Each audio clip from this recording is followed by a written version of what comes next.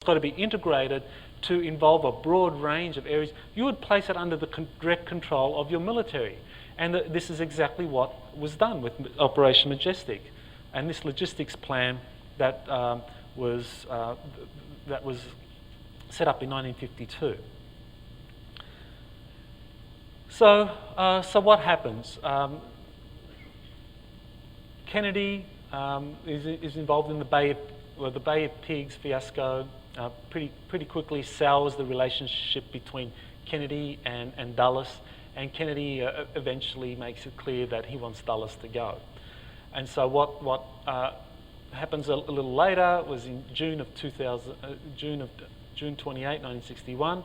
There's a Majestic document that shows what Kennedy tried to do next in terms of trying to assert control over whatever psychological warfare operations were being conducted by Majestic 12, which Kennedy knew involved UFOs, but he sends a memo to Dulles, and basically in that memo he just requests a review of MJ-12 intelligence operations as they relate to Cold War psychological warfare plans. I would like a brief summary from you at your earliest convenience. So he's asking for an overview of psychological warfare operations as they pertain to Majestic 12. He doesn't mention UFOs and ETs. And that's pretty significant because basically you would think that, well, if he's trying to get control of psychological warfare operations, well, maybe he's just wanting to make sure the intelligence community does its work properly and that there are no repeats of the Bay of Pigs fiasco. Maybe that's the conventional explanation that many would use. But then the response he gets from Dulles shows that implicit in this is, I want to know about the UFO issue as well and how you're dealing with that.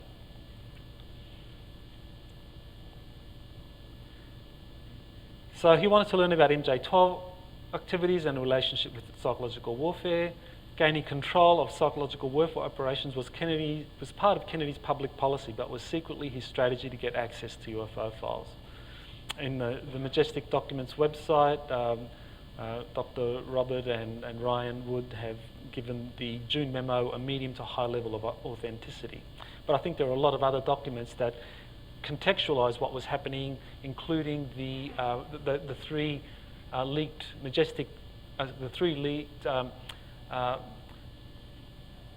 memos concerning the military's logistics plan for Operation Majestic in 1952 that I think help substantiate this June 1968 memo as actually being a legitimate document. And there are other documents as well, but I don't have really time to go into those today.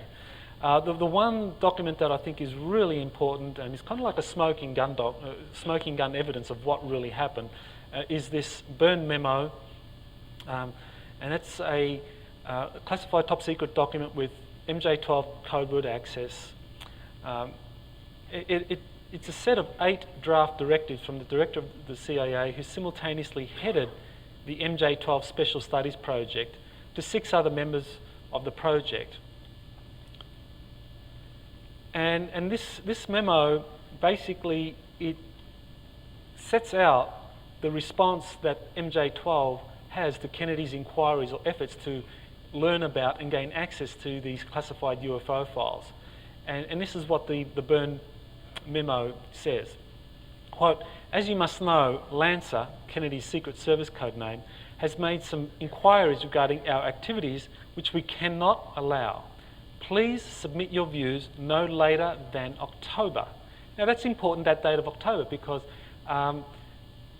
Dulles officially retired in November of 1961. So he is going to be CIA director up until November, and he wants to make sure that whoever this draft document is being directed to, that they answer him in October before he leaves as CIA director, because he's wanting to implement whatever the response is in the kind of the secret CIA infrastructure that has been set up to manage the classified UFO files.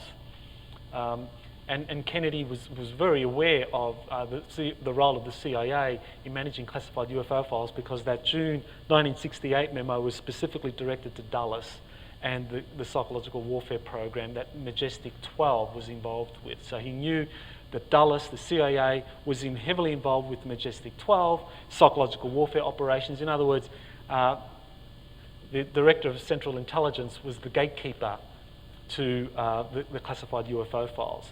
And so Kennedy knew this, and this was something that I think helps us understand why this draft memo, this burned memo, actually has within it some directives that are pretty explosive in terms of what to do with Washington officials that try to get too close to what's happening with the classified UFO files. So the draft memo contains a cryptic assassination directive. Kennedy's inquiries threatened the continuance of MJ-12. An assassination directive was drafted against any US official that impeded MJ-12 activities. And this is the assassination directive. Quote, it's a draft. Directive regarding project environment. That's a euphemism. When conditions become non-conducive for growth in our environment and Washington cannot be influenced any further, the weather is lacking any precipitation. It should be wet. According to Dr. Woods and most intelligence analysts, the phrase, it should be wet, is a cryptic reference to assassination. So basically, this directive, this draft directive, is giving a cryptic assassination approval for any Washington official who can't be influenced any further to accede or to give approval to whatever MJ-12 project or priority is being presented to them.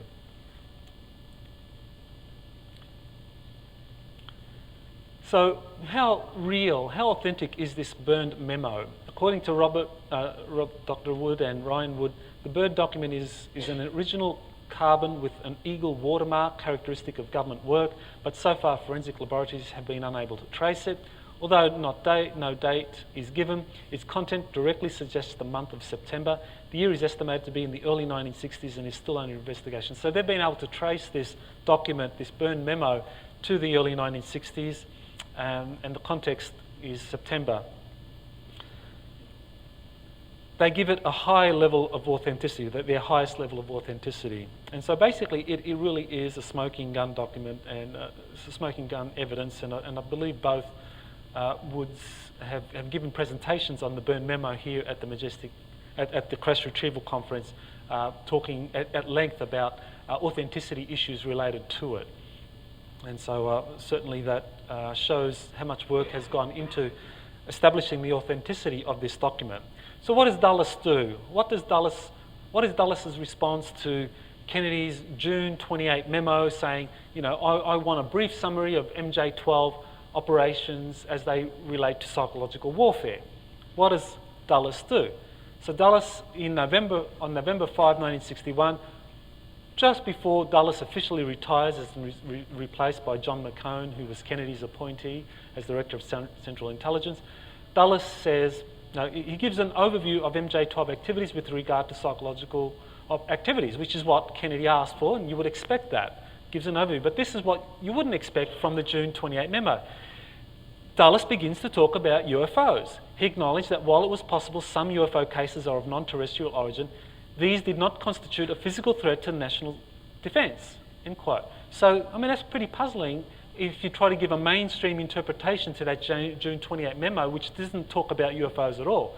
Dulles' response is actually talking about UFOs and that they're not a threat to national security. So basically, implicit in that June 28 memo was, tell me about the UFO situation.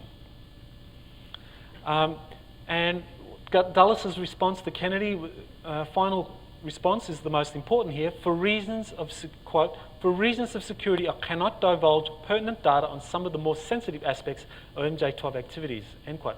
So this is a pretty bold statement by Alan Dulles to his president, basically saying, you know, even though you're president, you're not cleared for this stuff, and I'm not going to give it to you. So basically telling Kennedy to take a hike. I'm retiring in a couple of weeks. You can take a hike. You're not getting control of this stuff. And I think when you look at Dulles in terms of that burned, the draft memo, Dulles had two functions. He was Director of Central Intelligence, that we know, but he was also MJ-1.